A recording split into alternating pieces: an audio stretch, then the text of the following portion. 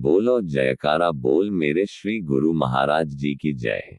21 अप्रैल 2026। परमहंस अद्वैत मत सौजन्य लेखक तथा प्रकाशक Shri Paramhans Advait Mat publication society Shri Anandpur. Compiled by स्कडेवान। आज का पाठ आगे पेज 372 से 374 तक। श्री तीसरी पातशाही जी से श्री स्वामी जी श्री पंचम पातशाही जी का मिलाप। एक बार 1944 में कुछ संगत श्री गुरुदेव महाराज जी के श्री दर्शन के लिए आए। उनमें एक भक्त जो ऑफिसर था, श्री दर्शन के लिए पंजाब से आया। उस भक्त ने महात्मा गुरु सेवानंद जी को कहा कि मैं अपने साथ नौकर नहीं ला सका, एक नौकर का प्रबंध मुझे कर देवे। महात्मा गुरु सेवानंद जी ने कहा कि नौकरों का तो यहाँ कोई प्रबंध नहीं है, हम अपने शरणागतों में से एक लड़का आपकी सेवा में लगा देते हैं जो आपकी हर प्रकार की सेवा करेगा, आपको किसी प्रकार का कष्ट न होगा।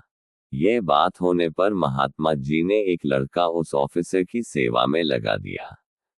वह भक्त 8 दिन श्री आनंदपुर में रहा और वह लड़का उस भक्त का सब काम करता रहा। जब वह भक्त जाने लगा तो श्री गुरुदेव महाराज जी के चरणों में उपस्थित होकर काफी लोगों के सामने उसने विनय की कि भगवान, हम घर में नौकरों से काम लेते हैं, परंतु जितनी हमें उनसे सिरदर्दी करनी पड़ती है उतना नौकर काम नहीं करते। वे वेतन भी लेते हैं फिर भी सिरदर्दी बहुत करनी पड़ती है, तब कहीं उनसे काम कराते हैं। मगर यहाँ जिस लड़के ने 8 दिन मेरे पास काम किया है, केवल पहले दिन मैंने उसे समझा दिया कि मेरा ये काम इस समय करना है। उसके बाद प्रत्येक वस्तु मुझे तैयार मिलती रही। कमरा साफ करना, चाय पानी पिलाना, बर्तन साफ करना, लंगर से भोजन लाना, और जो काम था किसी काम के लिए मुझे दोबारा नहीं कहना पड़ा। और विशेष बात यह है कि इन बच्चों के हृदय में किसी प्रकार का लोभ नहीं है। बिना स्वार्थ के काम करना, ऐसा नज़ारा अपने जीवन में मुझे पहली बार देखने में मिला है। चाहे मैं ऑफिसर हूँ, मुझे घर में व दफ्तर में भी नौकरों से काम करवाना पड़ता है, परंतु पूरा वेतन लेते हुए भी वे ठीक काम नहीं करते। और यहाँ जब एक बच्चे के अंदर ऐसी काम करने की उमंग है तो बड़ों के विचार कितने उच्च होंगे।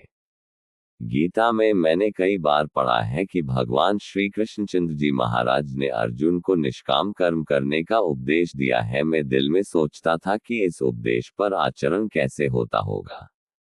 अब प्रत्यक्ष मैंने अपनी आंखों से देखा कि निष्काम कर्म करने का साक्षात प्रमाण यहाँ श्री आनंदपुर दरबार में मिलता है। यहाँ सब आदमी बिना किसी सकामता के अपनी जिम्मेवारी को निभा रहे हैं। ऐसी ऊंची शिक्षा जो आपने यहाँ के निवासियों को दी है, उससे सबके जीवन धन्य हो गए हैं। और भी मैंने इन 8 दिनों में जो बातें देखी हैं सब प्रशंसनीय हैं। सब लोग अपने कर्तव्य का पालन बहुत ही अच्छी तरह से करते हैं। एक विशेष बात यह है कि बच्चे से बूढ़े तक कोई भी निष्क्रिय निकम्मा नहीं रहता। किसी के कहे बिना सब अपने अपने काम पर पहुंच जाते हैं। व्यवहार का काम करते हुए भी सबके मन में शांति है। इस प्रकार श्री आनंदपुर में सन 1939 से सन 1946 तक आपने प्रेमी गुरुमुखों व शरणागतों में नया साहस भरकर कंटीली झाड़ियों से युक्त श्री आनंदपुर के कुछ भाग साफ करवाए, निवास के लिए सुरक्षित स्थान तैयार करवाए तथा कुछ उपज भी अधिक आरंभ हो गई। पानी की असुविधा बावलियों से कुछ सीमा तक कम हो गई। श्री गुरुदेव महाराज जी ने सेवा भक्ति तथा श्री दर्शन की मस्ती में प्रेमियों को ऐसे रंग दिया कि वे अब एक क्षण भी प्राणेश प्रभु से अलग नहीं होना चाहते थे। उनका जीवन, उनके प्राण, उनके सर्वस्व, हृदय सम्राट तो आप ही बन चुके थे।